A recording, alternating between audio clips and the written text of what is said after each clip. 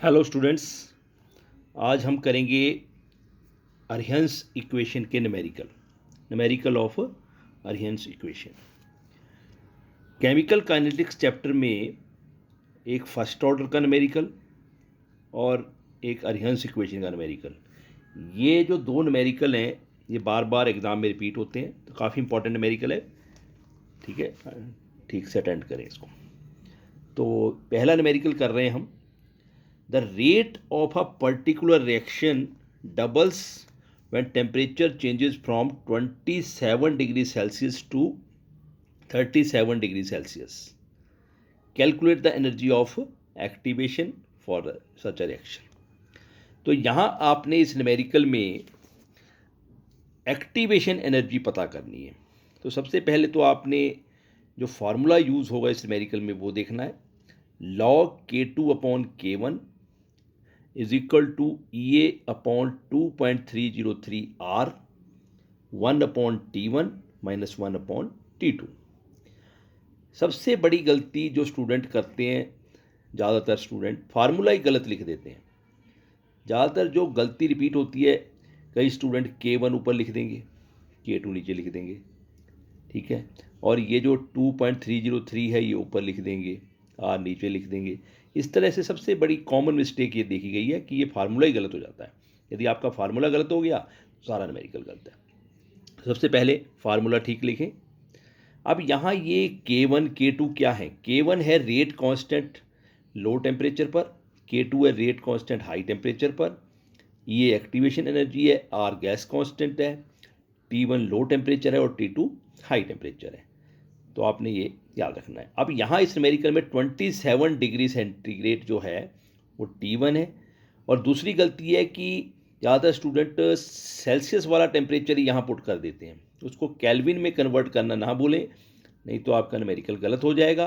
Kelvin में क्यों convert करना है? क्योंकि ये जो आपकी R की वैल्यू है ये जाउल पर केल्विन पर मोल है, तो केल्विन में पक्का कन्वर्ट करें। 27 डिग्री सेल्सियस है तो 273 ऐड करके ये आपका 300 केल्विन बनेगा। और T2 है इस न्यूमेरिकल में आपका 37 डिग्री सेल्सियस, तो ये आपका 310 बनेगा। फिर हम इस फार्मूले में भरेंगे। यहाँ लिखा हुआ है the rate of a particular reaction doubles, तो मतलब जितना आपका K1 है K2 उसका डबल है, तो यहाँ K1 K2 की जो रेशियो है वो log 2 ले लेनी है। ठीक है, और EA आपने फाइंड आउट करना है, और 2.303 R की वैल्यू आपने 8.314 जाउल पर केल्विन पर मोल पुट करनी है। T1 आपने 300 केल्विन, T2 310 केल्विन पुट कर दिया। और उसके बाद आपको log 2 की वैल्यू वहाँ गिवन हो सकती है, तो log 2 की वैल्यू पुट की 0.3010। ये इन दोनों को मल्टीप्लाई करके 19.147 जाउल पर केल्विन पर मोल आएगा। ये हर एक न्यूमेरिकल में सेम रहेगा, तो इसको आप लर्न ही कर लें पहले। ठीक है, ये सेम ही रहेगी वैल्यू, टेम्परेचर चेंज हो सकता है। तो यहाँ 310 ऊपर चला जाएगा, 310 में से 300 माइनस किया और इन दोनों को मल्टीप्लाई करके ये 93,000 के स्क्वायर आ गया। और उसके बाद आपने ये पता करना है, तो ये सारे क्रॉस मल्टीप्लाई सारा कुछ ऊपर आ जाएगा और नीचे ओनली 310 में से 300 माइनस करके 10 केल्विन आएगा। केल्विन से केल्विन कट गए, ये 2 केल्विन है, ये 2 केल्विन कैसे कट गया? आंसर आपका एक्टिवेशन एनर्जी 53598.6 जाउल पर मोल में आंसर आएगा। यूनिट नहीं लिखेंगे तो आपका आधा नंबर डिटेक्ट हो जाएगा। तो याद रखें, एक तो यूनिट पक्का लिखें और सही आंसर होना चाहिए। ये जो आपकी लास्ट लाइन है इसका 1 नंबर होगा आपका, सही आंसर और उसका यूनिट। अब देखो ये न्यूमेरिकल में सेम टू सेम न्यूमेरिकल हो सकता है। अगला देखिए, यहाँ लिखा हुआ है the rate of reaction become quadruples, तो यहाँ रेट ऑफ रिएक्शन 4 गुना बढ़ जाता है। क्वाड्रपल्स मतलब 4 टाइम्स। तो यहाँ जो log 2 लिखा है वहाँ log 4 कर देना है। और टेम्परेचर यहाँ 293 केल्विन है T1 और T2 313 केल्विन है। डिफरेंस मतलब 20 केल्विन का है, 10 की जगह यहाँ 20 आ जाएगा। ठीक है, मतलब बस आपका टेम्परेचर चेंज हो सकता है, K1 K2 चेंज हो सकता है। और एक न्यूमेरिकल है the rate of reaction become triples, तो यहाँ log 3 आ जाएगा। ठीक है जी, और ये 50 degree Celsius to 100 degree Celsius, तो 50 को भी आपने 273 प्लस करना है, यहाँ भी 273 प्लस करना है और EA फाइंड आउट करनी है। तो इन तीनों न्यूमेरिकल्स में ओनली काय का डिफरेंस था, बस टेम्परेचर का और rate of reaction double, triple और quadruple same to same numerical थे। ठीक है जी। ये जो आपको मैंने तीनों न्यूमेरिकल कराए उसमें एक्टिवेशन एनर्जी फाइंड आउट करनी थी। इस न्यूमेरिकल में आपको ये एक्टिवेशन एनर्जी, T2 और K2 ये तीन चीज़ें फाइंड आउट करने आ सकती हैं। अब मैं आपको न्यूमेरिकल करवा रहा हूँ जिसमें आपने फाइंड आउट करना है K2। ठीक है, K2 फाइंड आउट करना है। आपको कैसे पता लगेगा कि K2 फाइंड आउट करना है, K1 नहीं फाइंड आउट करना? देखिए, तो इसमें आपके ये आपका एक न्यूमेरिकल है, NCERT का ही है। तो ये आपके पास रिएक्शन गिवन है। इस रिएक्शन का first order rate constant for above reaction at 600 kelvin is this. तो ये रेट कांस्टेंट दिया है K 600 केल्विन पर। It's energy of activation is this, ये भी गिवन है। ठीक है जी। Calculate the rate constant at 700 kelvin. तो देखो, हमको पता लग गया कि K2 पता करना है, क्योंकि जो लो टेम्परेचर है उसका ये K1 है, उसका K1 ये है, ये T1 है, ये K1 है, ये T2 है। तो उसका पता करेंगे हम K2, जो हाई टेम्परेचर का K2 होगा। ठीक है। तो अब इसी फार्मूले में आपने क्या K2 फाइंड आउट करना है बस।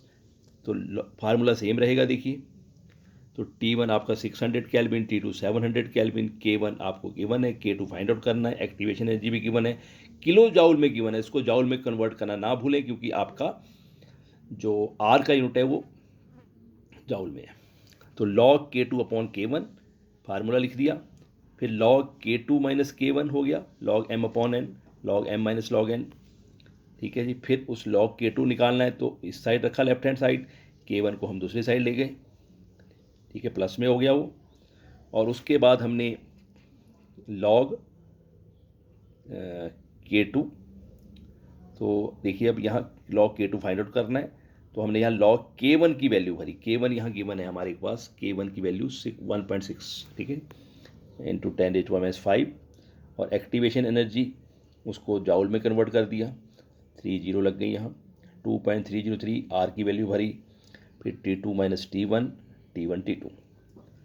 तो उसके बाद ये log कैसे देखते हैं? देखिए, ये log MN बन गया, log M plus log N।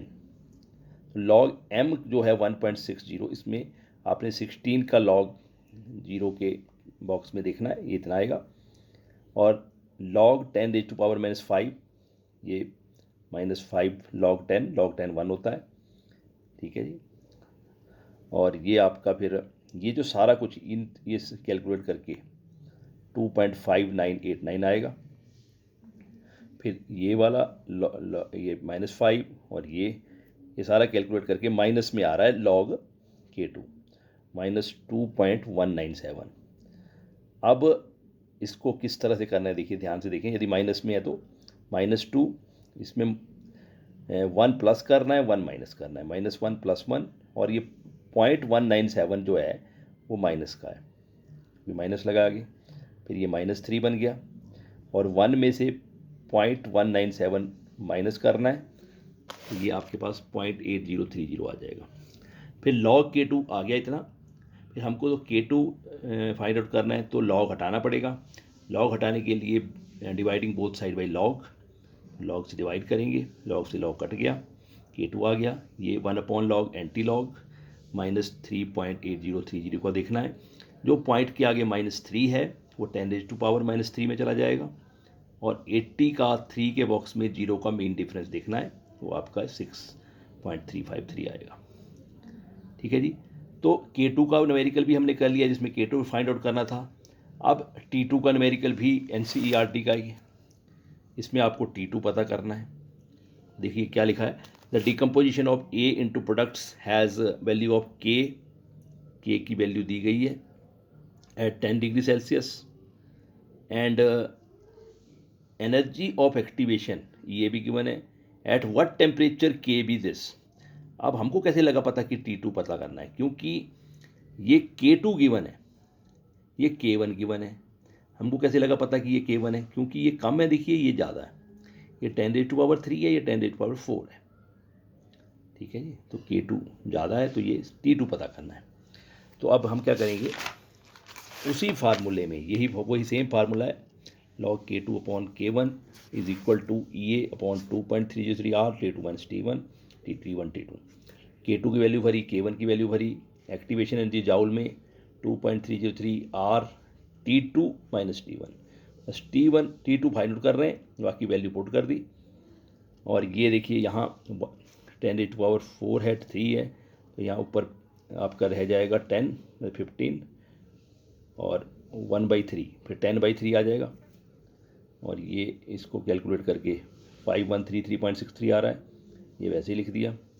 फिर log 10/3 log m/n, log m minus log n, log m 1 आ गया, log 3 की वैल्यू आपकी 0.4711 है, 1 में से इसको माइनस किया 0.5221 आ गया, ठीक है जी। और आपका ये फिर सेम रखा, और यहाँ से आपने देखिए T2 फाइंड आउट कर रहे हैं, T2 फाइंड आउट कर रहे हैं, T2, और ये लास्ट में T2 297 केल्विन आ रहा है, और फिर उसको सेल्सियस में बदलना है तो उसमें से 273 माइनस कर दें और आपके पास 24 डिग्री सेल्सियस आ जाएगा। तो अरिहंस इक्वेशन में ये 3 टाइप तो हैं जो हमने कर ली। नेक्स्ट अब हम अगले वीडियो में करेंगे। थैंक्स।